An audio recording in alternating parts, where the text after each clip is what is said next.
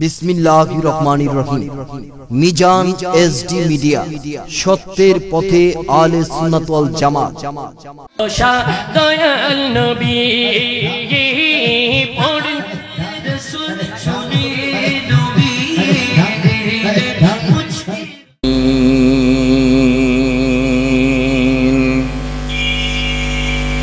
الصلاة والسلام عليك يا رحمة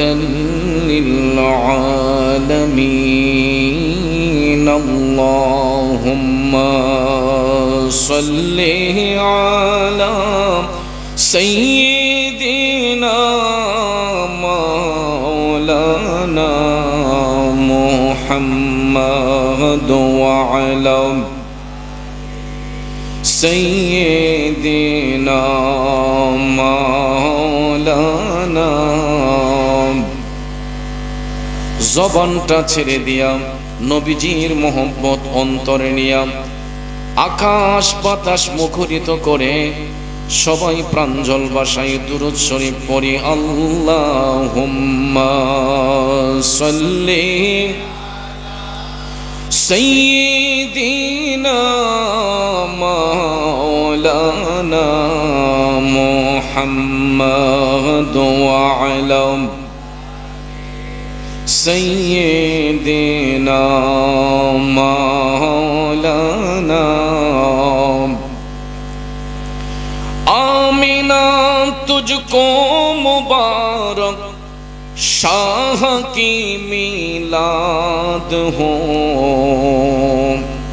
तेरी आंगन नूर बल्कि घर का घर सब नूर है ईद मिलादुन नबी है दिल भरा मसरूर है। अल्लाहुम्मा सल्ली सय्यिदिना मौलाना मुहम्मद व अला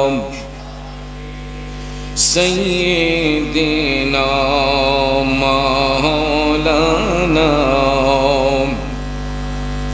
বাবাজিরা আমার, বন্ধুরা আমার, আজকের এই আজিমুশান সুন্নি মহাসম্মেলন ঐতিহ্যবাহী বাড়িওরা দক্ষিণ পাড়া মরহুম আইদুর আলী সর্দার সাহেবের বাড়ির যুব সমাজের উদ্যোগের সম্মেলন। আজকের এই সম্মেলন সাধারণ কোনো সম্মেলন না, আজকের এই সম্মেলন ঈদে মিলাদুন নবী সাল্লাল্লাহু আলাইহি ওয়াসাল্লাম উদযাপন উপলক্ষের সম্মেলন। আজকের এই সম্মেলন কবরবাসীর স্মরণে সম্মেলন। কথা বলেন ঠিক কিনা? বাজান রে, হতে পারে আজকের এই সম্মেলন আমার আপনার কারো জীবনের শেষ সম্মেলন। কথা বলেন ঠিক কিনা? এক যুবক বন্ধুরা আমার, বাবাজিরা, জীবনের শেষ মাহফিল মনে করে ওই নবীর কথা একটাবার স্মরণ করুন, যেই নবী আজও সবুজ গম্বুজের নিচে শুয়ে শুয়ে উম্মতি উম্মতি বলে কান্দে। বাজান রে, যেই নবী আজও আমার আপনার জন্য কান্দে, ওই নবীর মহব্বতে দুরূদ শরীফের আওয়াজ আসতে হবে নাকি জোরে হবে? তাইলে আর একটু বুলন্দ আওয়াজে দুরূদ শরীফ পড়ি। আল্লাহুম্মা সাল্লি মাশাআল্লাহ মাওলানা মুহাম্মদ ওয়া আলা আলি সাইয়্যিদিনা মাওলানা। আসুন জীবনের গুনাহ মাফ করার জন্য সবাই আপন আপন কলবের দিকে মুতাওয়াজ্জি হইয়া একটু মহব্বতের আওয়াজে আল্লাহ রাব্বুল আলামিনের জিকিরে মশগুল হয়ে যাই। জবানটা ছেড়ে দিয়ে সবাই মহব্বতের আওয়াজে আমার সাথে একটু জিকির করুন ইসমে জাত আল্লাহ আল্লাহ আল্লাহ আল্লাহ আল্লাহ আল্লাহ আল্লাহ আল্লাহ আল্লাহ আল্লাহ আল্লাহ আই মোহাম্মদ কমলিওয়ালা আই রে আমার বুকে আয় আই মোহাম্মদ কমলিওয়ালা আই রে আমার বুকে আয় আল্লাহ আল্লাহ আল্লাহ আল্লাহ ডাকে যে তোর পাগলেরা কামড়ে যে তোর পাগলেরা শান্তি দে মোর কলি যায় আই মোহাম্মদ মদিনাওয়ালা আই রে আমার বুকে আয় আল্লাহ আল্লাহ আল্লাহ আল্লাহ আল্লাহ আল্লাহ আল্লাহ চাঁদ সূরজার গ্রহ তারা জিন ইনসানার ফেরেশতারা চাঁদ সূরজার গ্রহ তারা জিন ইনসানার ফেরেশতারা দিন রজনী চাইছে তারা ফুল তোলে দিতে গলায় আই মোহাম্মদ কমলিওয়ালা আই রে আমার বুকে আয় আল্লাহ আল্লাহ আল্লাহ আল্লাহ আল্লাহ আল্লাহ আল্লাহ আই মোহাম্মদ মদিনাওয়ালা আই রে আমার বুকে আয় আল্লাহ আল্লাহ আল্লাহ আল্লাহ আল্লাহ লা ইলাহা ইল্লাল্লাহু মুহাম্মাদুর রাসূলুল্লাহ সাল্লাল্লাহু আলাইহি ওয়াসাল্লাম একটা জবানও বন্ধ রাখবেন না চিৎকার মেরে বলি আল্লাহু আকবার আর একটু মায়ার সুরে বলি ইয়া রাসূলুল্লাহ সামনে পিছনে মধ্যখানে সবাই মিলে একসঙ্গে বলুন ইয়া ওয়ালি আল্লাহ বিসমিল্লাহির রহমানির রহিম রব্বানা ওয়াবআস ফীহিম রাসূলাম মিনহুম ইয়াতলু আলাইহিম আয়াতিকা ওয়া ইউআল্লিমুহুমুল কিতাব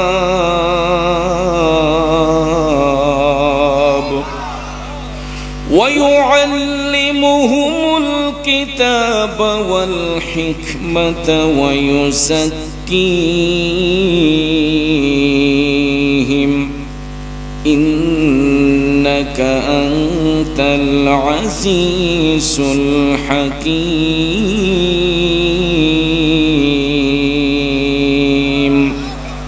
صدق الله العظيم وصدق رسوله النبي الحبيب الكريم ونحن على ذلك من الشاهدين والشاكرين والحمد لله رب العالمين ربي صل وسلم وبارك عليهم উপস্থিত ঐতিহ্যবাহী ব্রাহ্মণবাড়িয়া জেলার সরাইল উপজেলাধীন বাড়িউড়া দক্ষিণ পাড়া মরহুম আইদর আলী সর্দার সাহেবের বাড়ির যুব সমাজের উদ্যোগে কবরবাসী স্মরণে মহাপবিত্র ঈদে মিলাদুন নবী সাল্লাল্লাহু আলাইহি ওয়াসাল্লাম উদযাপন উপলক্ষে আজকের এই আজিমুশান সুন্নি মহাসম্মেলন 2025 ইংরেজি সনের সম্মানিত সভাপতি বাড়িউড়া কেন্দ্রীয় জামে মসজিদের সম্মানিত পেশ ইমাম ও খতিব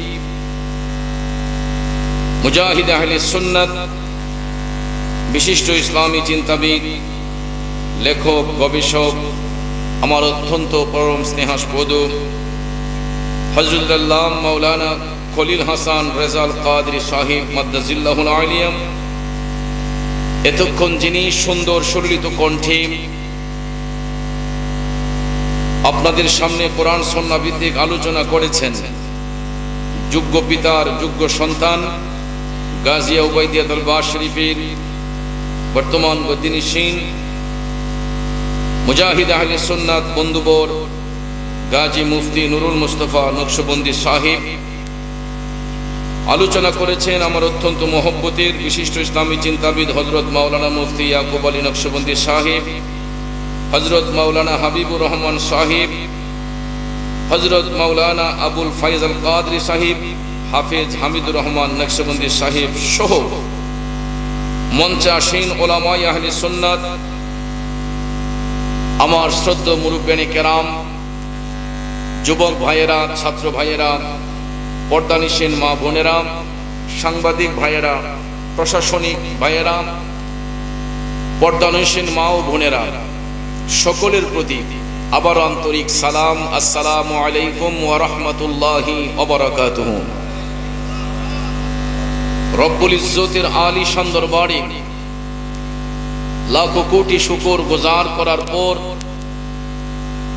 প্রিয় নবী সরকারে দু আলম নূরে মুজাসসাম নুরুন আলা নূর, দো জাহানের সরদার, উম্মতের দরুদি, শাফাতের কান্ডারি, যিনি হায়াতুন নবী, জিন্দা নবী, যিনি সমস্ত নবীগণের নবী, মুহাম্মাদুর রাসূলুল্লাহ সাল্লাল্লাহু তাআলা আলাইহি ওয়াসাল্লামের শানে নাতে মুস্তাফা, দুরুদে মুস্তাফা সাল্লাল্লাহু আলাইহি ওয়াসাল্লাম পরিবেশন করে আপনাদের খেদমতে মহাগ্রন্থ আল কোরআনুল কারীমের সর্ববৃহৎ সূরা সূরাতুল বাকারার প্রথম পারার 3 নম্বর রুকু থেকে 129 নম্বর আয়াতে পাক তেলাওয়াত করেছি। রাত গভীর, সময় সংক্ষেপ, খুব অল্প সময় আয়াতে পাকের মূল অর্থ তাফসীরের ভাষায় কিছু আলোচনা এসেছে, এইগুলো উপস্থাপন করে মিলাদ শরীফ হবে।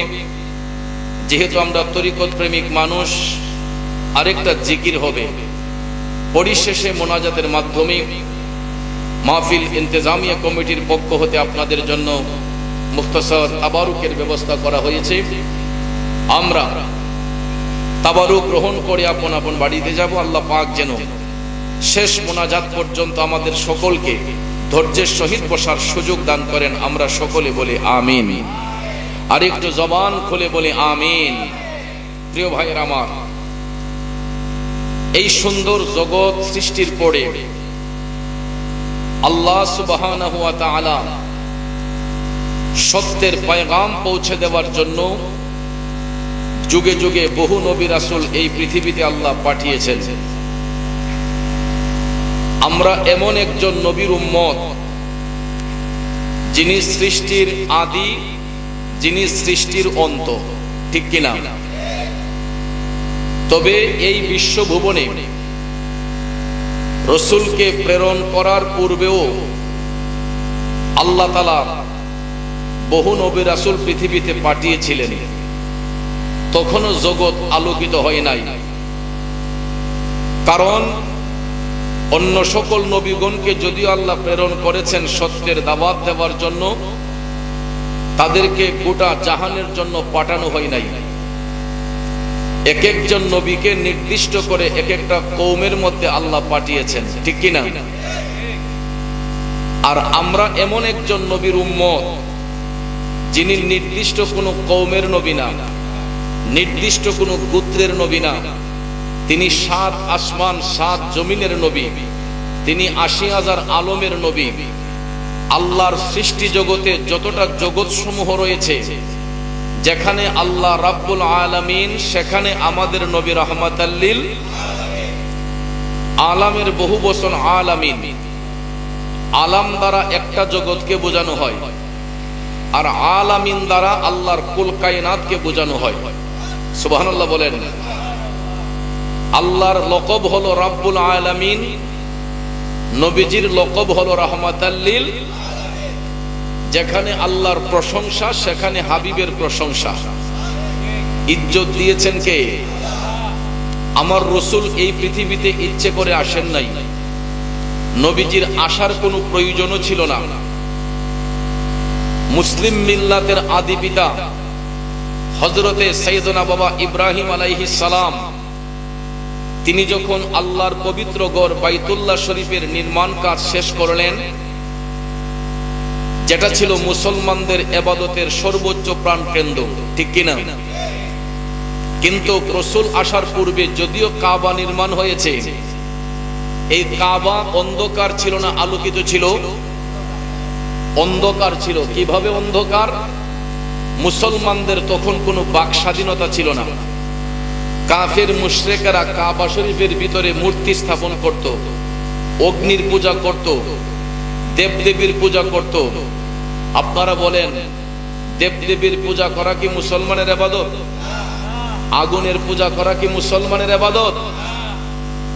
আমার যুবক ভাইয়েরা, লম্বাজনক কথা বলে আপনাদের মনোযোগ নষ্ট করব না।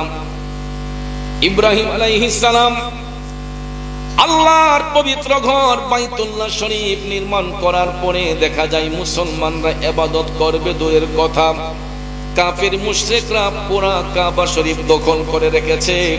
কাবা শরীফের ভিতরে তারা মূর্তি স্থাপন করে, কাবার চতুর্পাশে তারা মূর্তি বানিয়ে রাখে। মুসলমানদের তখন কোনো বাক স্বাধীনতা নাই। তখনকার যুগটা ছিল অন্ধকারের যুগ, যেটাকে আইয়ামে জাহিলিয়াতের যুগ বলা হতো। যেই যুগে কোনো সামাজিকতা ছিল না, নমনীয়তা ছিল না, ভদ্রতা ছিল না, সেই অন্ধকারের যুগে বাবা মেয়ের সঙ্গে জিনা করত, ভাই বোনের সঙ্গে জিনা করত। শুধু তাই নয়, এই জাহিলি যুগে রাসূল আসার পূর্বে একটা কন্যা সন্তান যদি জন্মগ্রহণ করত, তাকে জীবিত মাটির নিচে পুঁতে রাখা হইতো। জোরে জোরে কন্যা উযুবিল্লাহ। শুধু তাই নয়, ওই জাহিলি যুগে যদি কোনো বিধবা নারী থাকতো, যেই নারীর স্বামী মারা যায়, ওই বিধবা নারীগুলাকে এরা অলক্ষী মনে করে জীবিত মাটির নিচে পুঁতে রাখতো। আর এই উজ্জ্বল দৃষ্টান্তটা এখন পর্যন্ত মক্কা শরীফ গেলে আপনারা দেখতে পাবেন। যদি উমরা করতে যান, হজ করতে যান, মেসফালা একটা জায়গা আছে, ওই মেসফালা থেকে যখন হেরেম শরীফের দিকে যাবেন, কাবা শরীফে না ঢুকে, হেরেম শরীফে না ঢুকে একটু সামনে আগায়া দেখবেন একটা ওভার ব্রিজ আছে। এই ওভার ব্রিজের নিচে তাকালে এখন গেলেও দেখা যায় চতুর্দিক টাইলস লাগানো, পাক্কা করা, কিন্তু এখনো একটা জায়গা আছে, এখানে এই জায়গাটা বালি মাখা জায়গা। এই জায়গার মধ্যে কিয়ামত পর্যন্ত টাইলস লাগানো হবে না। কেন জানেননি? এই জায়গার মধ্যে একটা স্মৃতি বিজড়িত জায়গা রয়েছে, যেখানে গোল গোল কিছু কবরের চিহ্ন রয়েছে। এই কবরগুলোকে বলা হয় জিন্দা কবর। কি কবর? এই কবরগুলোকে বলা হয় জিন্দা কবর। আমি 2017 সালে যখন প্রথম উমরা হজ করতে গিয়েছিলাম, তখন আমি সেটা জেনে এসেছিলাম। একজন হাজী সাহেব আমাকে বলল, হুজুর এইগুলা হচ্ছে জিন্দা কবর। আমি বললাম, জিন্দা কবর মানে কি? কয়, আপনারা কোরআন হাদিস পড়েন, আপনারা কি জানেন না? আমি বললাম, ভাই আমার নলেজে সেটা নাই। তখন বলল, হুজুর ইতিহাস পড়ে দেখবেন, জাহিলি যুগের মধ্যে যেই নারীর স্বামী মারা যেত, ওই বিধবা নারীগুলাকে জীবিত মাটি নিচে পুঁতে রাখা হইতো। যেই কন্যা সন্তান জন্মগ্রহণ করত, এটা অলক্ষী মনে করে এরা মাটির নিচে পুঁতে রাখতো। জোরে জোরে কন্যা উযুবিল্লাহ। এই অন্ধকারের যুগে এই সমস্ত পরিচিত কাজ কাফের মুশরিকরা জাহিলরা করত। বন্ধুরা আমার, বাবাজিরা, তখনকার সময় ইব্রাহিম আলাইহিস সালাম আল্লাহর পবিত্র ঘর বাইতুল্লাহ শরীফ নির্মাণ করার পরে দেখলেন মুসলমানরা সেই ঘরে স্বাধীনভাবে ইবাদত করতে পারে না। তখন তিনি টপ টপ করে চোখের পানি ছেড়ে দিয়া আমার আল্লাহ রাব্বুল আলামিনের কাছে একটা অ্যাপ্লিকেশন করেছিলেন। যেই অ্যাপ্লিকেশনটা করতে দেরি হয়েছে, আমার আল্লাহ এটা কবুল কইরা কোরআনে পাকের অংশ হিসেবে কবুল করতে দেরি করেন নাই। জোরে জোরে কন্যা সুবহানাল্লাহ। আসুন ইব্রাহিম নবী কি বলে ডেকেছিলেন একটু শুনে নেই। বিসমিল্লাহির রহমানির রহিম।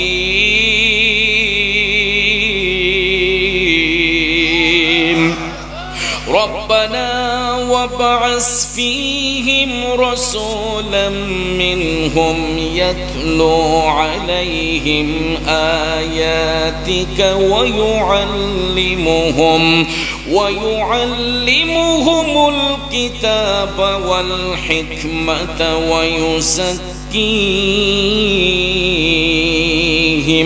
উচ্চ উচ্চ স্বরে বলুন আল্লাহু আকবার।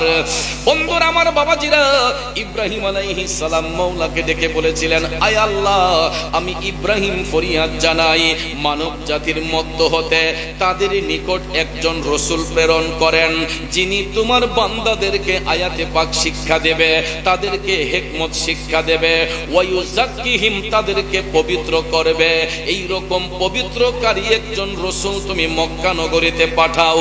সাথে সাথে তিনি শুকরিয়া আদায় করে বলেছিলেন, ইন্নাকা আনতাল আজিজুল হাকীম, নিশ্চয়ই তুমি মহাপরাক্রমশালী প্রজ্ঞাময়। বন্ধুরা আমার, বাবাজিরা, এই হলো আয়াতে পাকের সরল তরজমা। এর ভাবার্থ যদি বলতে হয়, ইব্রাহিম আলাইহিস সালাম বাইতুল্লাহ শরীফ নির্মাণ করার পরে যখন দেখলেন অন্ধকারে ছেয়ে আছে, মুসলমানদের স্বাধীনতা নাই, তখন তিনি আল্লাহর পয়গম্বর হওয়া সত্ত্বেও তিনি মহান মালিকের কাছে অ্যাপ্লিকেশন করেছিলেন, আল্লাহ, এমন একজন রসুল তুমি মানব জাতির মধ্যে প্রেরণ করো, যিনাকে দেখলে মানুষের অন্তরটা নরম হয়, যেই রসুলকে পাঠাইলে কাবা শরীফ আলোকিত হয়। শুধু মক্কা আর কাবা নয়, আল্লাহ এমন একজন রসুল তুমি প্রেরণ করো, যেই নবীর শুভাগমনে তামাম জাহান চিরকালের জন্য আলোকিত হয়ে যায় এবং কিয়ামত পর্যন্ত যেন ওই নবীর নূরের আলোয় আলোকিত থাকে। ইব্রাহিম আলাইহিস সালামের এই অ্যাপ্লিকেশনটা আমার আল্লাহর কাছে এত পছন্দ হয়েছে, এত ভালো লেগেছে, সাথে সাথে আমার আল্লাহ দয়া করে, মায়া করে নূরের নবীর নূর মুবারককে সূরতে বাশার রূপ দান করে এই বিশ্বভুবনের মধ্যে আমার আল্লাহ প্রেরণ করেছেন, পাঠিয়েছেন। আপনারা বলেন, রসুল কি ইচ্ছে করে আসছেন নাকি আল্লাহ দয়া করে পাঠাইছে? আমার আল্লাহ দয়া করে নূরের নবীকে আমার আল্লাহ একটা সূরত মুবারক দান করেছেন। এই সূরত মুবারকটাকেই বলা হয় সূরতে বাশার। মূলত মানুষ, হাকিকতে আল্লাহর নূর। আমার আল্লাহ ইচ্ছে করলে নূর বানায়ও রসুলকে পাঠাইতে পারতেন। এখন প্রশ্ন হলো, সূরতে বাশার মানব সূরত রসুলকে আল্লাহ তাআলা কেন দান করলেন? ভাইয়ারা আমার, বন্ধুরা আমার, এমন একটা যুগে রসুল এসেছেন যেই যুগে যদি আমার আল্লাহ সূরত মুবারক না দিতেন, কাফের মুশরিকরা তো এমনি বিশ্বাস করত না, তখন তাদের বিশ্বাস আরো হইতো না। এই জন্য কাফের মুশরিক সহ জগৎবাসীর বিশ্বাস স্থাপনের জন্য তিনি যে আল্লাহর পক্ষ থেকে প্রেরিত একজন রসুল, এই ডকুমেন্টারি হিসেবে আমার আল্লাহ রসুলকে একটা সূরত মুবারক দান করেছেন। এই সূরত মুবারকটাকে বলা হয় সূরতে বাশার, অর্থাৎ মূলত মানুষ। আসলে কি রসুল মানুষ? আমি আপনি মানুষ, দেখতে যেমন মানুষ, আমরা নিশ্চয়ই মানুষ। আর যার কারণে আমি আপনি চন্দ্র সূর্যের সঙ্গে বাহাদুরি করতে পারি না, কারণ দিনের আকাশে সূর্য উদিত না হলে আমরা দিনের আলো দেখতে পাই না, রাতের আকাশে জ্যোৎস্না উদিত না হলে আমরা চন্দ্রের আলো দেখতে পাই না। কথা বলেন ঠিক কিনা? বন্ধুরা আমার, বাবাজিরা, দেখবেন আমি আপনি যখন সূর্যের তাপে হাঁটতে যাই, আমার আপনার বডিটা যখন সূর্যের তাপ, যখন আমার বডির মধ্যে সূর্যের তাপ লাগে, তখন দেখবেন আমার আপনার বডির একটা ছায়া পড়ে। পড়ে কি পড়ে না? কারণ আমরা মানুষ, এই জন্য আমাদের ছায়া পড়ে। আমরা দেখতে যেমন মানুষ, নিশ্চয়ই মানুষ, এই জন্য আমার আপনার বডির উপর সূর্যের তাপ লাগলে বডির ছায়া পড়ে। রাতের বেলা চন্দ্রের আলো দিয়ে হাঁটতে গেলে চন্দ্রের আলো যখন গায়ে লাগে আমাদের বডির উপরে ছায়া পড়ে। কথা কোন ঠিক কিনা? চন্দ্র সূর্য বাদ দেন, আমি আপনি যদি বাতির নিচে বসি, দেখবেন বাতির আলোটা যখন আমার আপনার গায়ে লাগে বডির ছায়া পড়ে কি পড়ে না? কথা কোন পড়ে কি পড়ে না? শায়ের চমৎকার ভাষায় লিখেছেন, উनको साया ज़मीं पर ना पाया गया, नूर से नूर देखो जुदा ना हुआ। पढ़िए सुभान अल्लाह। आशिकों का भाइयों, शायर ये फरमाया, उनको साया जमीन पर ना पाया गया। আমার রসুল সূরতে বাশার রূপে 63 বছর জিন্দেগি কাল মোবারক এই পৃথিবীতে অতিবাহিত করেছেন। চন্দ্রের আলো, সূর্যের আলো, পৃথিবীর কোন আলো আমার নবীর নূর মোবারকের উপর ছায়া ফেলতে পারে? জোরে বলেন, পারে? আমার আপনার ছায়া আছে না নাই? তাহলে ডিফারেন্স আছে না নাই? কথা বলে না সেনা নাই।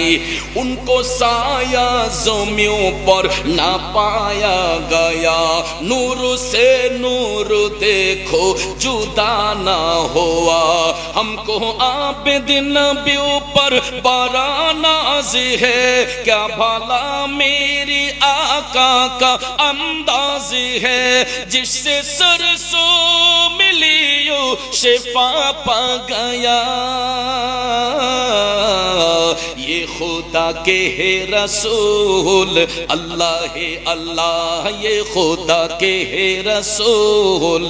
आगे जान जश्ने आमदे रसूल, ओ बीबी आमिना की फूल, हे अल्लाह अल्लाह ही अल्लाह, बोलो अल्लाह ही अल्लाह, अल्लाह ही अल्लाह, बोलो अल्लाह ही अल्लाह, बीबी आमिना की फूल, ला जश्ने आमदे रसूल।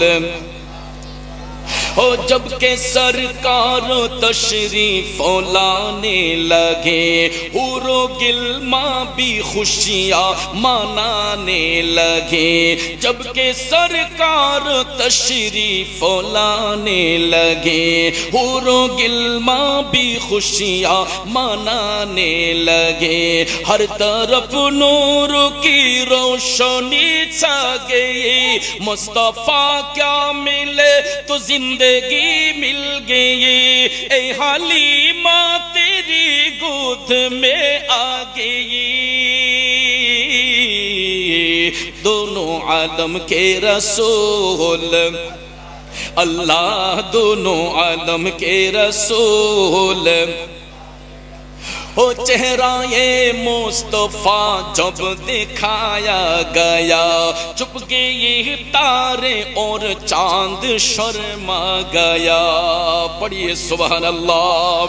आशिकों का भाइयों शायर ये फरमाया, चेहरा ये मुस्तफा जब दिखाया गया, যখন আল্লাহ তাআলা হাবিবের নূর মুবারক পাঠিয়েছেন, আমার নবীর নূর মুবারকের আলো দেখে চন্দ্রের আলো, সূর্যের আলো, জগতের সমস্ত আলো লজ্জায় চুপ হয়ে গেছে। জোরে কোন সুবহানাল্লাহ, আরেকটু জোরে বলেন সুবহানাল্লাহ।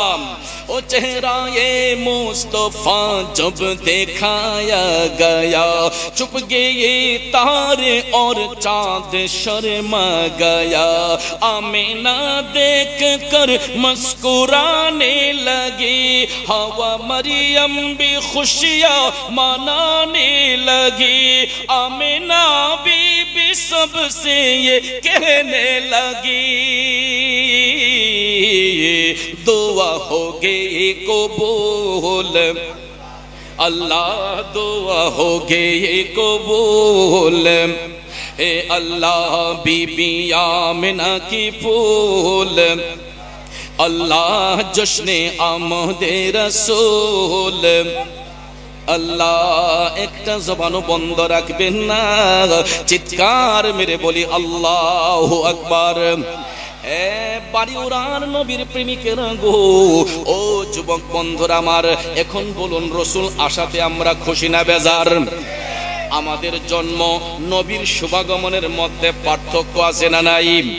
এবার দেখেন নবীর আগমন সম্পর্কে আমি একটা হাদিস শরীফ নোট করে নিয়ে আসছে, কষ্ট হবে আপনাদের। বন্ধুরা আমার, বাবাজিরা, মুরুক্ষ বিয়াদবরা যেখানে নবীর শান মান দেখে কয় এটা জাল হাদিস। আসলে ভাইয়ার আমার, যেখানে নবীর তাজিমের কথা আসে এটা কখনো জাল হইতে পারে। তাইলে হাদিস শরীফ কানে একটু পাঠ করে শোনাতে চাই, কষ্ট হবে আপনাদের। আন আবিল হুযাফা রাদিয়াল্লাহু আনহু আনিন নবী সাল্লাল্লাহু আলাইহি ওয়াসাল্লাম قال রাআইতু উম্মি হিনা রাআইতু উম্মি হিনা ওয়াদাআতনি সাতউন মিনহা নূরুন আদাআত লাহু কুসুরা বাসরা। চিৎকার মেরে বলি সুবহানাল্লাহ।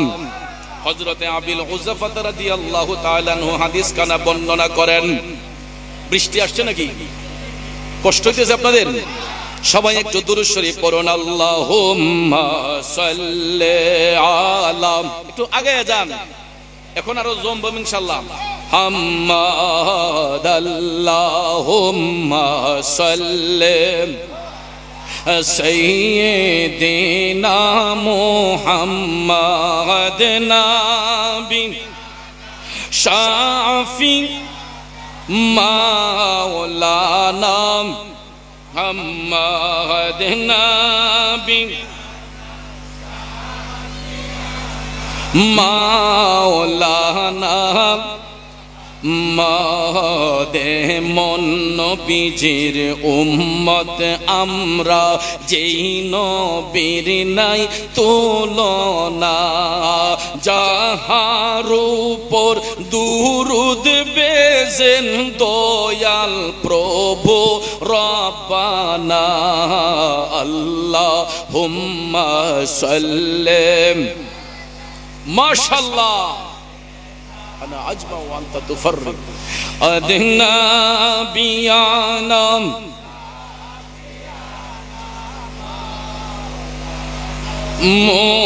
محمد نبي شافي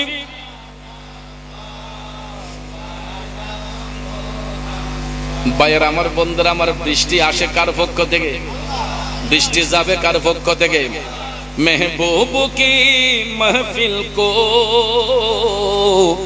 महबूब सजाते हैं आते हैं वही जिनको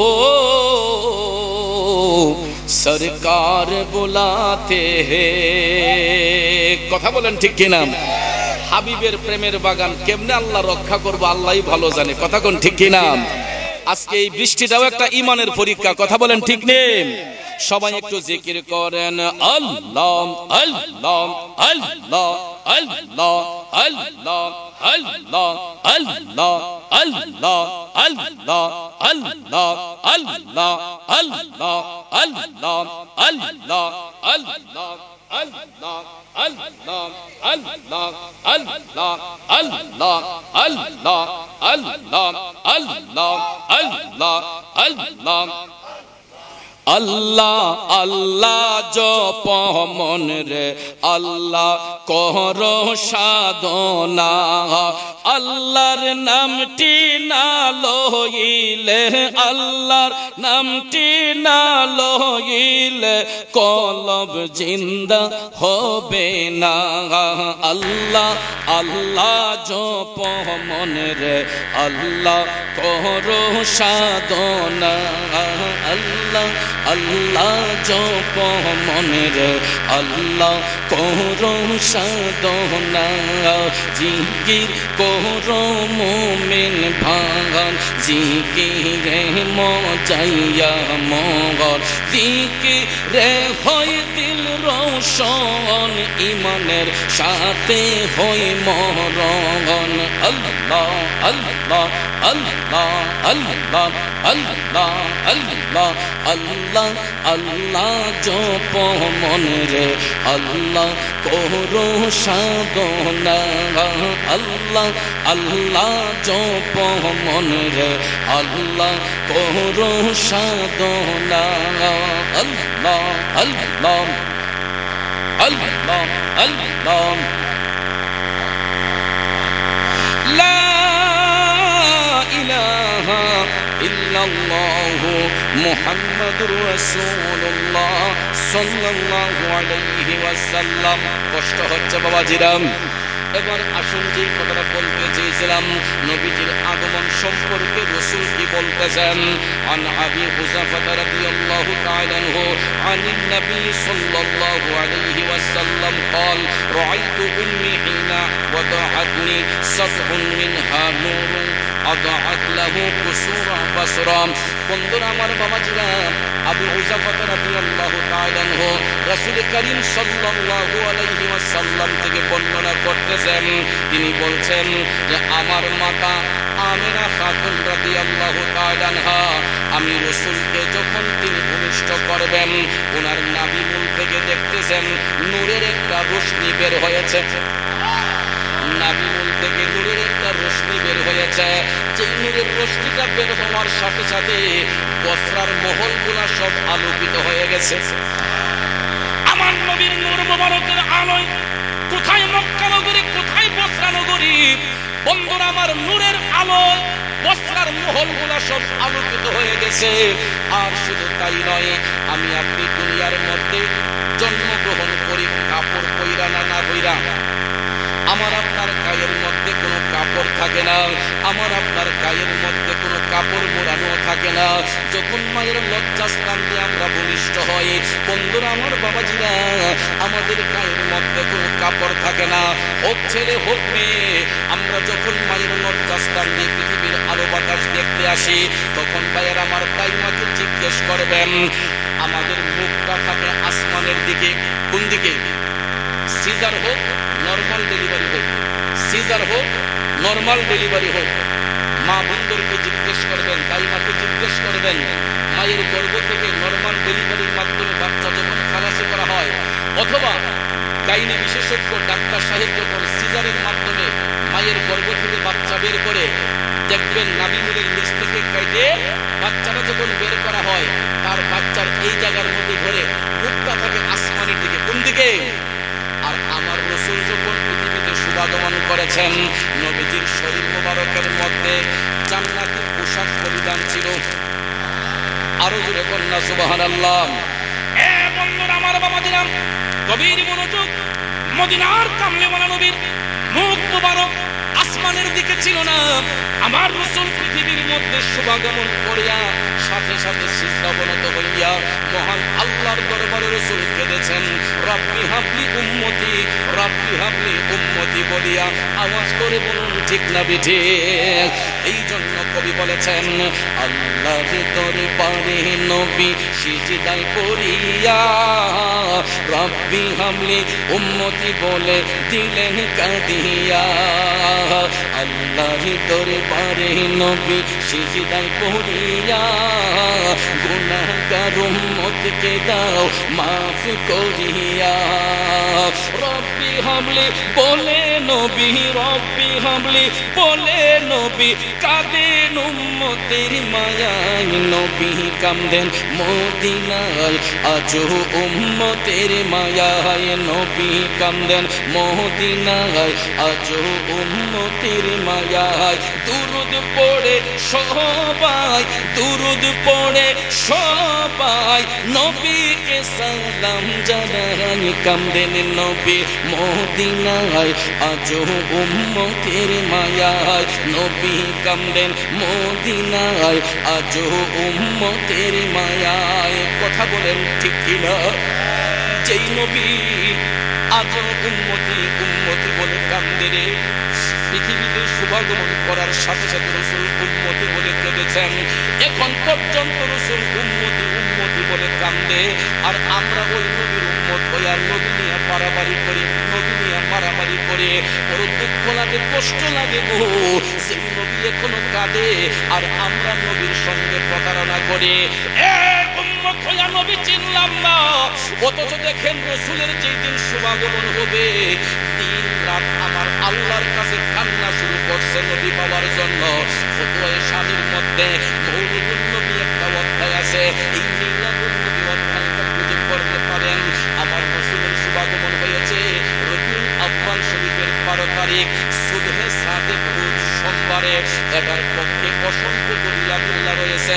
এখন প্রশ্ন হলো, আমার আল্লাহ তো দিনের মধ্যে রাসূল পাঠাইতে পারতেন, নাইলে রাতের মধ্যে রাসূল পাঠাইতে পারতেন, সুবহে সাদেক সময়টাকে আমার আল্লাহ কেন পয়সা নিলেন? এই বালুরার বাবাজিরা, কারণ আমরা এমন একজন নবীর উম্মত, যেই নবী শুধু দিনের জন্য নয়, শুধু রাতের জন্য নয়, তিনি কুল কায়নাতের জন্য রহমত। ঠিক কিনা কোন? দেখেন আমরা উম্মত হইয়া নবী চিনি না, অথচ নবী পাওয়ার জন্য দিন আমার আল্লাহর ডাক দিয়া কয়, আল্লাহ রাহমাতাল লিল আলামিন নবীরে আমি দিনের মধ্যে পাঠাও, নূরের নবী পাইয়া আমি দিন ধন্য হতে চাই। একইভাবে রাত আমার আল্লাহর ডাক দিয়া কয়, আল্লাহ রাতের মধ্যে রাহমাতাল লিল আলামিন নবীরে পাঠাও, নূরের নবী পাইয়া আমি রাত ধন্য হতে চাই। আমার আল্লাহ ডাক দিয়া কয়, জিবরাইল, ও জিবরাইল দেখো তাকাইয়া, দিন আমার বন্ধুরে পাওয়ার জন্য আবদার করতেছে, রাত আমার বন্ধু পাওয়ার জন্য আবদার করতেছে। আল্লাহ তাআলা ডাক দিয়া কয়, জিবরাইল লাইল, আমি তো দিনকেও বেজার করতে পারবো না, রাতকেও বেজার করতে পারবো না। কারণ দিনের মধ্যে বন্ধু নবীকে পাঠাইলে রাত বেজার হবে, রাতের মধ্যে পাঠাইলে দিন বেজার হবে। আমার আল্লাহ কই ও জিবরাইল, আমি দিনকেও বেজার করতে পারবো না, রাতকেও বেজার করতে পারবো না। এই জন্য আমার আল্লাহ ডাক দিয়া কই ও জিবরাইল, এমন একটা সময় আমার বন্ধু নবীকে আমি পাঠাইতে চাই যাতে করে দিনও বেজার না হয়, রাতও বেজার না হয়। এই জন্য আমার আল্লাহ সময়টা পাইচা নিছেন সুবহে সাদেক, অর্থাৎ রাতের শেষ দিনের শুরু, রাতের শেষ দিনের শুরু। ঠিক মধ্যবর্তী সময়ে আল্লাহ রাব্বুল আলামিন জগৎ আলোকিত করেছেন হাবিবের নূর মোবারক পাঠাইয়া। কারণ আমার রাসূল তো শুধু দিনের জন্য নয়, রাতের জন্য নয়, তিনি হচ্ছেন কুল কায়নাতের জন্য রহমত। ঠিক না বেঠে? এই জন্য আল্লাহ গুনাহগার লিখেছে কুল কায়নাতের মাঝে মোদের নবী রহমত, শ্রেষ্ঠ নিয়ামতের মাঝে শ্রেষ্ঠ নবী মুহাম্মদ, শ্রেষ্ঠ নিয়ামতের মাঝে শ্রেষ্ঠ নবী মুহাম্মদ, কুল কায়নাতের মাঝে মোদের নবী রহমত। ঠিক কিনা বলেন? আরে রবিউল আউয়ালের মাসে 12 তারিখ সোমবারেতে তশরিফ এনে নূরের নবী ধন্য করেন এ জগৎ, তশরিফ এনে নূরের নবী ধন্য করেন এ জগৎ। কুল কায়নাতের মাঝে মোদের নবী রহমত, কুল কায়নাতের মাঝে মোদের নবী রহমত। কষ্ট হচ্ছে আমার বাবাজিরা, পবিত্র কোরআনের মাঝে বলে দিলেন আল্লাহ পাকে রহমাতাল লিল আলামিন, নূর নবীজির এজাজত, রহমাতাল লিল আলামিন, নূর নবীজির এজাজত। কুল কায়নাতের মাঝে মোদের নবী রহমত। জুড়ে জুড়ে কন্যা সুবহানাল্লাহ। আমার নবী কুল কায়নাতের রহমত কোরআন দ্বারা প্রমাণ আছে না নাই? বন্ধুরা আমার বাবাজিরা, কারণ নবীর উপাধি হলো রহমাতাল লিল। কোরআন খুলে দেখেন স্পষ্ট করে আমার আল্লাহ বলেছেন ওয়া মা আরসালনাকা ইল্লা রাহমাতাল লিল আলামিন। আল্লাহ কয় ও হাবিব, আমি আপনাকে পাঠাইতাম না, প্রেরণ করতাম না, কিন্তু করেছি একমাত্র ইল্লা রাহমাতাল লিল আলামিন, গোটা জাহানের জন্য রহমত স্বরূপ। এ বন্ধুরা, একটু আগে আমি বলেছি আল্লাহ পাকের উপাধি হলো রাব্বুল আলামিন, অর্থ হলো গোটা জাহানের পালন কর্তা। আমার নবীর উপাধি হলো রাহমাতাল লিল আলামিন, গোটা জাহানের জন্য রহমত। এখন মজার বিষয় হলো রাব্বুল আলামিন লিখতে আরবি যতটা অক্ষর লাগে, রাহমাতাল লিল আলামিন লিখতে আরবি ততটা অক্ষর লাগে। কালেমার অংশ কয়টা? একটা হলো লা ইলাহা ইল্লাল্লাহ, অপরটা হলো মুহাম্মদুর রাসূলুল্লাহ। এখন আপনারা বলেন শুধু একটা অংশ পড়লে কি কালেমার সমাপ্তি হবে? সুবহানাল্লাহ ওয়ালহামদুলিল্লাহ লা ইলাহা ইল্লাল্লাহ লা ইলাহা লা ইলাহা ইল্লাল্লাহ লা ইলাহা ও লা ইলাহা। জোরে জোরে কন্যা সুবহানাল্লাহ। বাবাজির আমার বন্ধুরা আমার, বলতেছিলাম কি কালেমার অংশ দুইটা, একটা হলো লা ইলাহা ইল্লাল্লাহ, অপরটা হলো মুহাম্মদুর রাসূলুল্লাহ। এখন আপনারা বলেন সকাল থেকে সন্ধ্যা পর্যন্ত শুধু লা ইলাহা ইল্লাল্লাহ কালেমা জপলে কি কালেমার সমাপ্তি হবে? এই জন্য হবে না। লা ইলাহা ইল্লাল্লাহ এটা আল্লাহর কালেমা নয়, লা ইলাহা ইল্লাল্লাহ হলো নবীদের কালেমা। সুবহানাল্লাহ। সকাল থেকে সন্ধ্যা পর্যন্ত, গভীর রাত পর্যন্ত নবীদের কালেমা জপেন লা ইলাহা ইল্লাল্লাহ, লা ইলাহা ইল্লাল্লাহ। ওই কালেমার সমাপ্তি ততক্ষণ পর্যন্ত হবে না যতক্ষণ আল্লাহর কালেমা যুক্ত করা না হয়। তাইলে লা ইলাহা ইল্লাল্লাহ নবীদের কালেমা, আমার আল্লাহর কালেমা হইল মুহাম্মাদুর রাসূলুল্লাহ সাল্লাল্লাহু আলাইহি ওয়াসাল্লাম। এখন মজার বিষয় হলো লা ইলাহা ইল্লাল্লাহ লিখতে আরবি যতটা অক্ষর লাগে, মুহাম্মাদুর রাসূলুল্লাহ লিখতে আরবি ততটা অক্ষর লাগে। এ সুন্নি মুসলমান বাবাজিরা, প্র্যাকটিক্যালি প্রমাণ নিবেন। মক্কাতুল মুকাররমা লিখতে আরবি যতটা অক্ষর লাগে, মদিনাতুল মুনাওয়ারা লিখতে আরবি ততটা অক্ষর লাগে। বাজানো মসজিদ লিখতে আরবি যতটা অক্ষর লাগে, মাদ্রাসা লিখতে আরবি ততটা অক্ষর লাগে। নামের সাথে নাম মিলাইয়া আপন হাবিবরে ইজ্জত দিছেন কে? আরো জোরে কম। এই জন্য কবি বলতেছেন, রসুল আমরা তোমায় না চিনিলে তোমার কে আসে যায়, মোরা তোমায় না চিনিলে তোমার কে আসে যায়। দুনো জাহান নবীজির নূরি কদমে ঝুকায়, ঠিক কিনা? দুনো জাহান নবীজির নবীজির নবীজির, দুনো জাহান নবীজির নূরি কদমে ঝুকায়। মোরা তোমায় না চিনিলে তোমার কে আসে যায়, দুনো জাহান নবীজির নূরি কদমে ঝুকায়। কথা বলেন ঠিক না ঠিক? দুনিয়ার মোল্লা মুন্সি রসুলকে ইজ্জত দিলেই কি না দিলেই কি? আমার আল্লাহ কয়, হাবিব ওয়া রাফা'না লাকা যিকরাক, আপনার ইজ্জত আপনার প্রশংসা আমি আল্লাহ বাড়াইয়া দিছি। দুনিয়ার মোল্লা মুন্সিরা ইজ্জত দিলেও কিছু যায় আসে না, না দিলেও কিছু যায় আসে না। আল্লাহ কয়, হাবিব ওয়া রাফা'না লাকা যিকরাক, আপনার ইজ্জত আপনার প্রশংসা আমি আল্লাহ বাড়াইয়া দিয়েছি। এই জন্য যেখানে আল্লাহ নিজের প্রশংসা রেখেছেন সেখানে হাবিবের প্রশংসা রেখেছেন। রাব্বুল আলামিন লিখতে আরবি যতটা অক্ষর লাগে, রাহমাতাল লিল আলামিন লিখতে আরবি ততটা অক্ষর লাগে। তাইলে নামের সাথে নাম মিলাইয়া আপন হাবিবরে ইজ্জত দিয়েছেন কে? তাই বলে কি রসুল আল্লাহ থেকে বড় হয়ে গেছেন? নাউজুবিল্লাহ, এটা সুন্নি জামাত বলে না। কারণ রসুল কখনো আল্লাহ থেকে বড় নয়। কারণ আমার আল্লাহ হচ্ছেন খালেক, রসুল হচ্ছেন মখলুক, ঠিক না ঠিক? আল্লাহ হচ্ছেন স্রষ্টা, রসুল হচ্ছেন সৃষ্টি। সৃষ্টি কখনো স্রষ্টার ঊর্ধ্বে হয় না। তবে বাজান আমার রসুল সেই সৃষ্টি, যেই সৃষ্টির সঙ্গে পৃথিবীর কোন সৃষ্টির তুলনা হয় না, হতে পারে। আরেকটা উদাহরণ হলো আমার নবীর সঙ্গে যে কোনো তুলনা নাই, এর আরেকটা উদাহরণ হলো বাজান হযরতে আনাস রাদিয়াল্লাহু তাআলা আনহু থেকে হাদিস কানা বর্ণনা।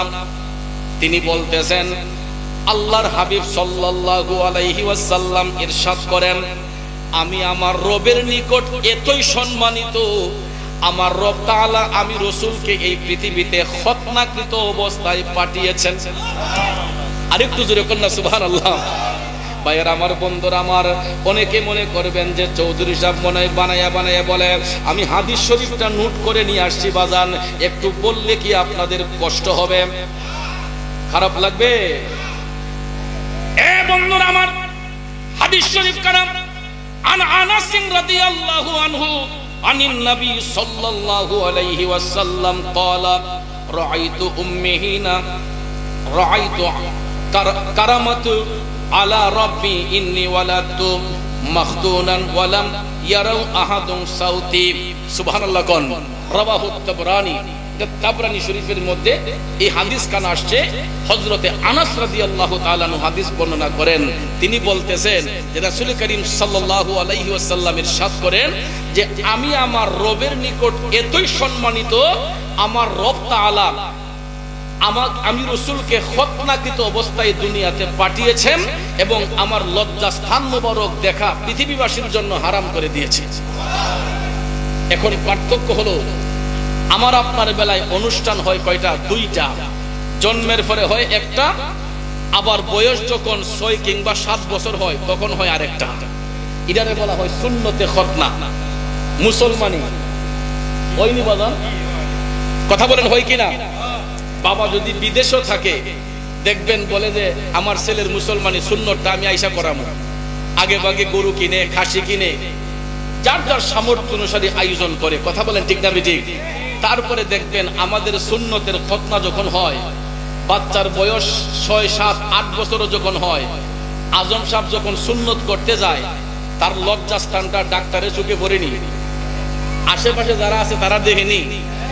ভাইয়ের আমার, বন্ধুরা আমার, অর্থাৎ আমি আপনি দুনিয়াতে আসছি উলঙ্গ হইয়া, তারপরে আবার যখন সুন্নতে খতনা করানো হয় তখন আমাদের লজ্জাস্থানটা সবার চোখে পড়ে।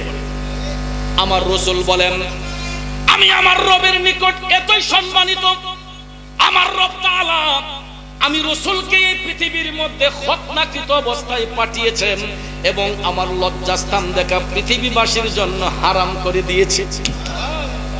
এই হাদিস শরীফের হাসিয়ার মধ্যে আসছে বাজান, এই হাদিসে মোবারকার হাসিয়ার মধ্যে আসছে আমার নবীজির 11 জন বিবি ছিলেন, যাদেরকে বলা হয় উম্মাহাতুল মুমিনিন, যিনারা হচ্ছেন মুমিনদের মা। ঠিক কিনা? রাসূলের বিবি কয়জন? 11 জন ছিলেন, যাদেরকে বলা হয় উম্মাহাতুল মুমিনিন, মুমিনদের মা। এই হাসিয়ার মধ্যে আসছে রাসূলের 11 জন বিবির মধ্যে কেউ কোনোদিন আল্লাহর হাবিবের লজ্জাস্থান মোবারক দেখার সৌভাগ্য হয় নাই। ইভেন আমার রাসূল নিজেও কোনোদিন আপন লজ্জাস্থান মোবারকের দিকে তাকান নাই, তাকাইবার প্রয়োজনও নাই। কেন? আমার আপনার চুল এটা শুধুই চুল, আমার আপনার হাত শুধুই হাত, আমার আপনার পেশাব শুধুই পেশাব, আমার আপনার পায়খানা শুধুই পায়খানা। কিন্তু আমরা এমন নবীর উম্মত গো, যেই নবীর পেশাব মোবারক নূর, পায়খানা মোবারক নূর, চুল মোবারক নূর, হাত মোবারক নূর, পাও মোবারক নূর, আপাদ মস্তক মোবারক হচ্ছে নূরুন আলা নূর। কথা বলেন ঠিক না বেঠিক? আমি আপনি পেশাব করলে 2-4 জনে যদি এক জায়গায় পেশাব করে, দেখবেন এই জায়গার ঘাস পর্যন্ত জ্বললে জায়গা। আমার আপনার পেশাবে দুর্গন্ধ, এটা অ্যাসিডের কাম করে। কিসের কাম? অ্যাসিডের কাম করে বাজান। আদমের পেশাবের এত পাওয়ার, এত তেজ, 2-3 জনে পেশাব করলে দুর্গন্ধে পরে আর নাকে কাপড় দাম লাগে। দেখবেন বিভিন্ন ওয়াশরুমে ঢুকলে রুচিতে বাঁধে, এত দুর্গন্ধ। কথা কোন ঠিক না ঠিক? কারণ আমার আপনার পেশাবের মধ্যে দুর্গন্ধ, আর আমার নবীজির পেশাব মোবারকে মেশক আম্বরের গন্ধ। রাস্তার মোড়ে যদি কেউ পায়খানা করে, দেখবেন তার 14 গোষ্ঠী দিয়ে পদাপদি করে। ঠিক নিও বাজার? কারণ রাস্তার মোড়ে যারা পায়খানা করে, এটার মধ্যে সুগন্ধ না দুর্গন্ধ? আওয়াজ দেয় না। সুগন্ধ না দুর্গন্ধ? দুর্গন্ধ। মানুষের পদাপদি করে, এটা কুন্ডার করে কুন্ডারি। ঠিক না ঠিক? এই কাম করছে কোন গজবে, একদম বকাবকি শুরু করে দেয়। কিন্তু আমার মদিনার কামলিওয়ালা নবী যখন পায়খানা মোবারক করতে যেতেন, ভাইয়ারা আমার, বন্ধুরা আমার, এটা জমিনের মধ্যে পড়ার সাথে সাথে বাতাসে এমন সুগন্ধ ছড়াইতো, সাহাবায়ে কেরাম বলতেন পৃথিবীতে এত সুন্দর পারফিউমের ঘ্রাণ আর কোনোদিন পাই নাই। কিন্তু 1 দিন 2 দিন 3 দিন এই ঘ্রাণটা পাওয়ার পরে সাহাবায়ে কেরাম ভাবলেন, এত সুন্দর ফ্লেভার, এত সুন্দর খুশবু কোন জায়গা থেকে আসে? সুবহানাল্লাহ কোন? সাহাবায়ে কেরাম তারা ভাবলেন যে এত সুন্দর খুশবু আসে কোথা থেকে? 1 দিন 2 দিন 3 দিন ফলো করার পরে হঠাৎ একদিন সাহাবায়ে কেরাম দেখলেন যে আল্লাহর হাবিব সাল্লাল্লাহু আলাইহি ওয়াসাল্লাম যখন টয়লেট মুবারকে যান, ইস্তেনজা মুবারক করতে যান, তখন দেখা যায় আমার রাসূল টয়লেট মুবারক থেকে বের হওয়ার পরে সাথে সাথেই এই ঘ্রাণটা ছড়িয়ে যায়। সাহাবায়ে কেরাম ভাবলেন যে আজকে দেখব আমার নবীজির পায়খানা মুবারকটা দেখতে কেমন। সুবহানাল্লাহ কোন? এত সুন্দর খুশবু আসে, এটা কেমন আজকে দেখতে হবে। নবীজির টয়লেট মুবারক ছিল খেজুর পাতার বেষ্টনী। কিসের বেষ্টনী? খেজুর পাতার বেষ্টনী। সাহাবায়ে কেরাম আড়ালে লুকিয়ে রইলেন। আমার রাসূল পায়খানা মুবারক কোণে বের হলেন, সাহাবায়ে কেরাম সঙ্গে সঙ্গে ঢুকলেন। দুইটা দেখেন পায়খানা মুবারকের কোনো চিহ্নই নাই। একদিন 2 দিন 3 দিন ট্রাই করার পরে সাহাবায়ে কেরাম ব্যর্থ হয়ে গেলেন। নবীজির পায়খানা মুবারকটা কেমন দেখার সৌভাগ্য হয় নাই। 4র্থ দিনের বেলায় সাহাবায়ে কেরাম ঐক্যবদ্ধ হয়ে আম্মাজান আয়েশা সিদ্দিকা রাদিয়াল্লাহু তাআলা আনহার কাছে আসলেন। তিনি পর্দার ভিতরে, তারা বাহির থেকে সাহাবায়ে কেরাম সালাম আরজ করলেন, ও উম্মুল মুমিনিন আমাদের সালাম গ্রহণ করুন। পরে সাহাবায়ে কেরাম বলতেছেন, ও উম্মুল মুমিনিন আমরা আপনার কাছে একটা আবদার নিয়ে আসছি। সাহাবায়ে কেরামকে আম্মাজান আয়েশা সিদ্দিকা রাদিয়াল্লাহু তাআলা আনহা বললেন, কি আবদার? তখন সাহাবায়ে কেরাম বলতেছেন, ও উম্মুল মুমিনিন রাসূল যখন হাজত মুবারকে যান, আমরা তখন নবীজির সেই পায়খানা মুবারক থেকে মেশক আম্বরের ঘ্রাণ খুঁজে পাই, কিন্তু আমরা অনেক চেষ্টা করেছি সেটা দেখার জন্য, কিন্তু আমরা দেখতে সক্ষম নই। একমাত্র আপনি ছাড়া এটা কেউ পারবে না, যেহেতু আপনি রাসূলের একান্ত কাছের। সুবহানাল্লাহ কোন, যে আপনি একান্ত নবীজির কাছে, এটা একমাত্র আপনার দ্বারা সম্ভব হবে।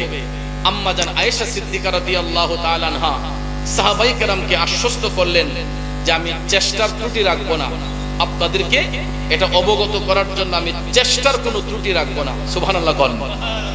সাহাবায়ে কেরাম সান্ত্বনা হইয়া, শান্তিত হইয়া তারা আপন আপন হুজরাতে গেলেন। আমার মদিনার কামলিওয়ালা নবী হুজরা শরীফের ভিতরে আম্মাজান আয়েশা সিদ্দিকা রাদিয়াল্লাহু তাআলা আনহা নবীজির গোলামিতে মশগুল। হঠাৎ করে দেখা যায় জ্যোৎস্না রাতে আমার মদিনার কামলিওয়ালা নবী হুজরা শরীফের দরজা খুলে বের হলেন ইস্তেনজা করার জন্য, হাজত মোবারক করার জন্য। এ বন্ধুরা আমার, আম্মাজান আয়েশা সিদ্দিকা রাদিয়াল্লাহু তাআলা আনহা তিনি ভাবলেন আমি নবীর পিছন পিছন যাব, যাতে করে রাসূল না দেখেন, আমি আড়ালে লুকিয়ে থাকব। একদিকে রাসূল বের হবেন, সাথে সাথে আমি গিয়ে ঢুকে যাব, তাইলেই তো দেখা সম্ভব হয়ে যাবে। এখন আপনারা বলেন, আম্মাজান আয়েশা সিদ্দিকা রাদিয়াল্লাহু তাআলা আনহা যদিও আড়ালে লুকিয়ে থাকেন, আমার নবী দেখেন কি দেখেন না? বন্ধুরা আমার, কেমন দেখা দেখেন গো? আমার রাসূল সামনে যেমন দেখতে পান, পিছনে তেমন দেখতে পান, ডাইনে যেমন দেখতে পান, বামে তেমন দেখতে পান, উপরে যেমন দেখতে পান, নিচে তেমন দেখতে পান। মোট কথা, আল্লাহর সৃষ্টি জগতের মধ্যে যতটা জগৎ সমূহ আছে, আমার আল্লাহ রাব্বুল আলামিন দেখেন কুদরতের নজরে, আর আমার রাহমাতাল লিল আলামিন নবী দেখেন রহমতের নজরে। আল্লাহ দেখেন কুদরতের নজরে, নবী দেখেন রহমতের নজরে। ঠিক কিনা বলেন? আমরা গোলামরা যেখানে বসে আছি, আমার রাসূল দেখেন কি দেখেন না? আল্লাহ যেমন কুদরতের নজরে দেখতেছেন, আমার মদিনার কামলিওয়ালা নবীও রহমতের নজরে দেখতেছে। এই বিশ্বাস আপনাদের আছে না নাই? এই আরো জোরে কোন আছে না নাই? এই জন্য আশেক কয়, পাগল কয়, লোকে আমায় পাগল বলে, লোকে আমায় পাগল বলে, আমার দুঃখ লাগে না, আমাকে পাগল করেছে আরবের ওই মদিনা। ঠিক না বেঠিক? লোকে আমায় পাগল বলে, আমার দুঃখ লাগে না, আমাকে পাগল করেছে আরবের ওই মদিনা। খারাপ লাগতেছে? নবীর প্রেমিকেরা গভীর মনোযোগ বলতেছিলাম কি, আম্মাজান আয়েশা সিদ্দিকা রাদিয়াল্লাহু তাআলা আনহা আমার নবীজির পিছন পিছন গেলেন। যদিও তিনি যান, রাসূল দেখেন কি দেখেন না? তিনি আড়ালে লুকিয়ে রইলেন। আমার নবী হাজত মুবারক করলেন, পায়খানা মুবারক করে বের হতে দেরি হয়েছে। আম্মাজান আয়েশা সিদ্দিকা রাদিয়াল্লাহু তাআলা আনহা ঢুকতে দেরি করেন নাই, সাথে সাথে ঢুকছেন। কয়েক সেকেন্ডের বিষয়, কয়েক সেকেন্ডের বিষয়। একদিকে রাসূল বের হলেন, আর একদিকে আম্মাজান আয়েশা সিদ্দিকা রাদিয়াল্লাহু তাআলা আনহা প্রবেশ করলেন। করার পরে তিনি দেখতেছেন পায়খানা মুবারকের কোনো চিহ্ন, কিন্তু সাথে সাথে ঢোকার কারণে তিনি দেখতেছেন যেখানে নবীজির পায়খানা মুবারক পড়ছে, ওই জায়গার বালিগুলা একটু ভিজা ভিজা, ওই জায়গার বালিগুলা একটু ভিজা। তখন ওই ভিজা বালিগুলা তিনি হাতে নিলেন, নিয়ে যখন বের হলেন, তখন দেখা যায় সারা এলাকা সারা মদিনা শরীফ সুঘ্রাণে একদম ভরপুর হয়ে গেছে। আম্মাজান আয়েশা সিদ্দিকা হাতের মধ্যে এই বালি নেওয়ার কারণে ভাইয়ার আমার ওনার সারা শরীরের মধ্যে মেশকাম্বরে ঘ্রাণ চলে আসছে। হুজরা শরীফের ভিতরে আসলেন, আসার সঙ্গে সঙ্গে আমার নবীজির কদম মোবারকে তিনি চুম্বন করলেন। সুবহানাল্লাহ। নবীজির কদম মোবারকে চুম্বন দিলেন, সালাম আরজ করলেন, আসসালাতু ওয়াসসালামু আলাইকা ইয়া রাসূলুল্লাহ। নবী গো,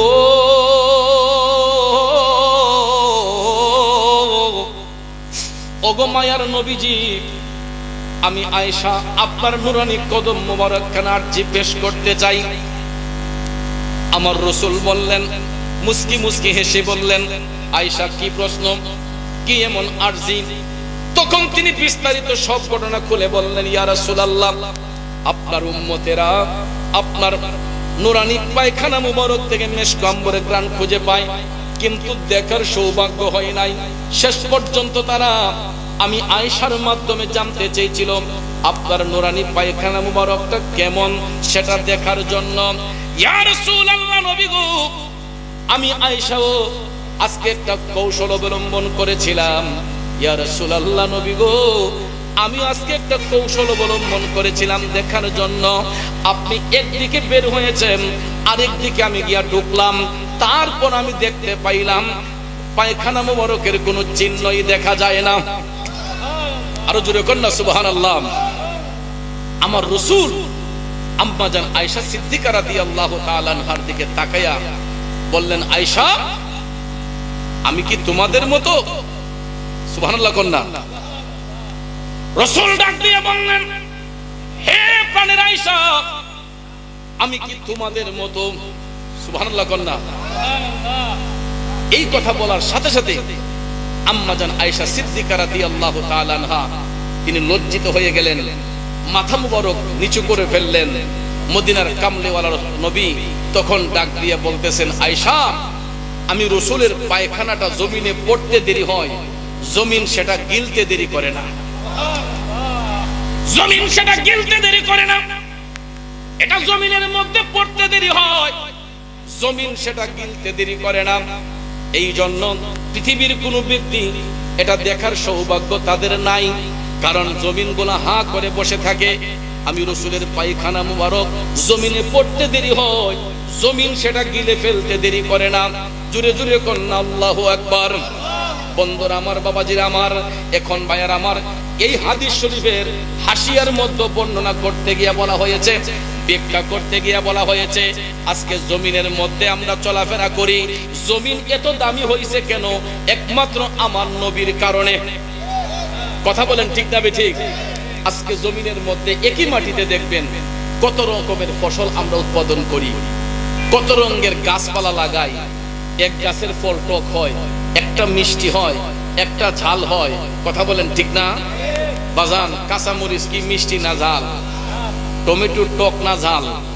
হ্যাঁ, এরকম ভাবে দেখবেন কত শস্য দানা আমরা জমিনের মধ্যে চাষাবাদ করি। একই মাটির মধ্যে আমন ধান হয়, গুঁড়ো ধান হয়, চিনি গুঁড়া হয়, আরো কত ধরনের ধান হয়। মজা কি সব এক না ভিন্ন? ভিন্ন ধরনের মজা। মাটি কি এক না ভিন্ন? মাটি এক, মজা ভিন্ন। কথা কোন ঠিক না ঠিক? মাটি এক, মজাটা কি ভিন্ন। এই ভিন্ন মজা আমার আল্লাহ দান করেছেন একমাত্র নবীর কারণে। কথা কোন ঠিক না ঠিক? তাহলে বাজান, ওই নবী আসাতে আমরা খুশি না বেজার? কারা কারা খুশি? দুইটা হাত উঁচু করে দেখাই, নারায়ে তাকবীর। ইয়া রাসূলুল্লাহ, আহলে সুন্নাত ওয়াল জামাত, পবিত্র ঈদে মিলাদুন নবী, পবিত্র ঈদে মিলাদুন নবী, সুন্নি মহা সম্মেলন। একটু দুরূদ শরীফ পড়ুন। আল্লাহুম্মা সাল্লি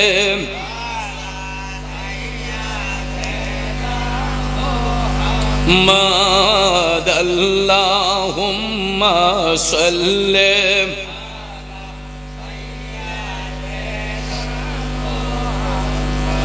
আদনা বিয়ানাম মাওলানা أذنبينا مولانا বাবাজিরা আমার, বন্ধুরা আমার, সর্বোপরি কথা হলো নবী নিয়ে মারামারি দরকার নাই, কাটাকাটি দরকার নাই। এ বাজান পায়ে হাত ধরে বলবো, যদি ইশকে মুস্তাফার প্রেম অন্তরে থাকে, হুব্বে মুস্তাফার প্রেম যদি অন্তরে থাকে, ওই ব্যক্তিটা মুমিন হয়, ওই ব্যক্তিটা মুত্তাকি হয়। আর যেই ব্যক্তিটা মুমিন হয়, ওই ব্যক্তিটা বান্দা থেকে আল্লাহর বন্ধু হয়। ঠিক না বেঠিক? এই জন্য বাজান আমার, মারামারি করার দরকার নাই, কাটাকাটি করার দরকার নাই।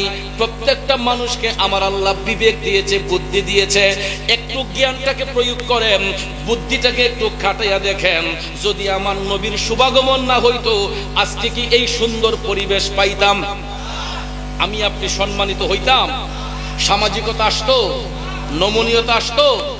একমাত্র এসেছে আমার নবীর কারণে। কথা কোন ঠিক না বেঠে? তাহলে ওই নবী পাইয়া আমরা খুশি না বেজা? এটা তো বেজারের বিষয় নয়, খুশির বিষয়। ঈদে মিলাদুন নবী, আমার নবীর শুভাগমন, এটা খুশির বিষয়।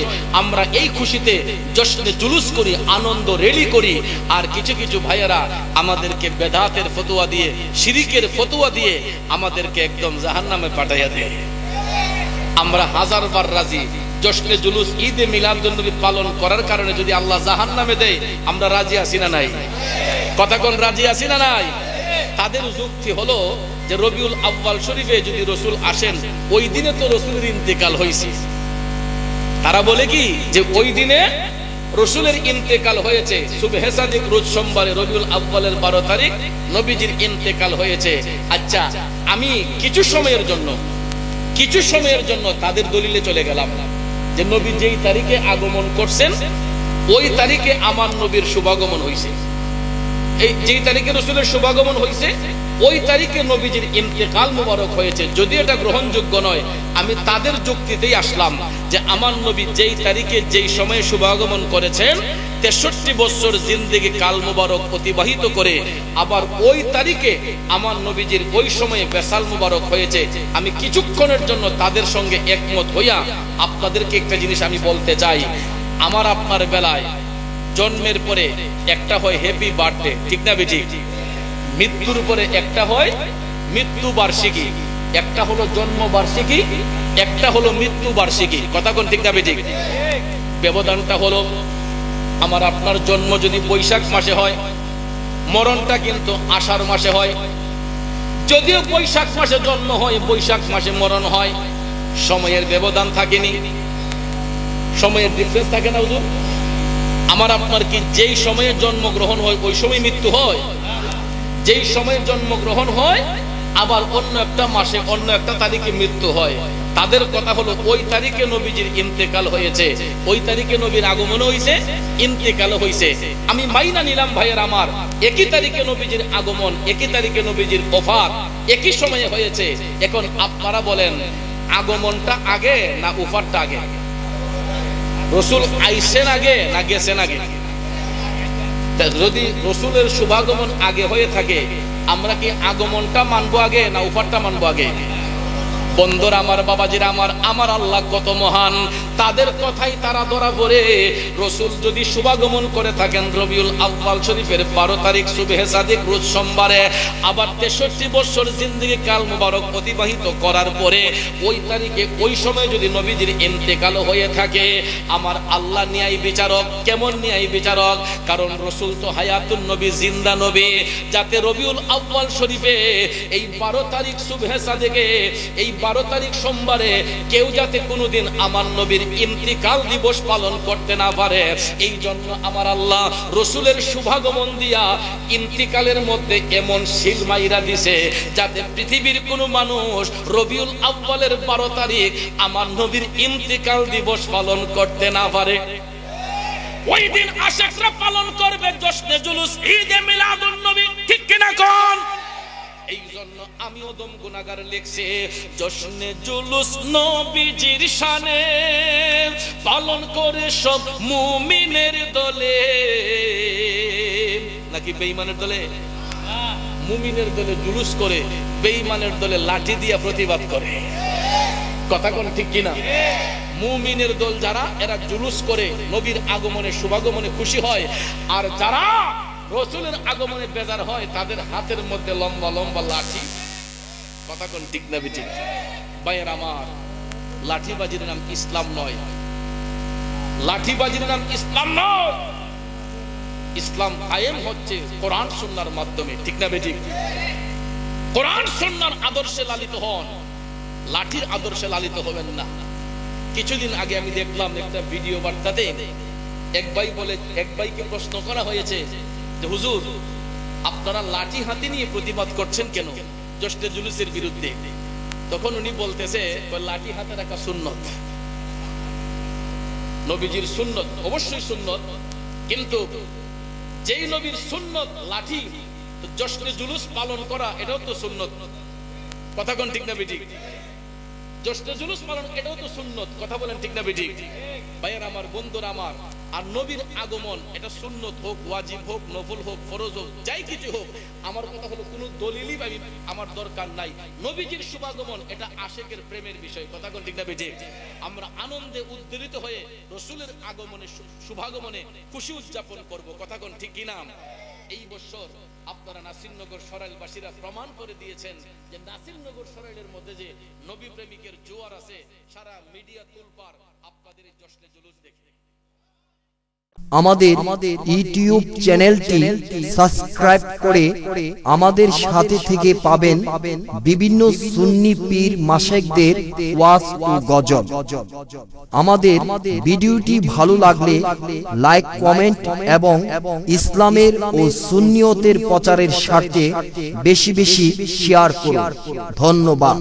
মোবাইল 01762277888।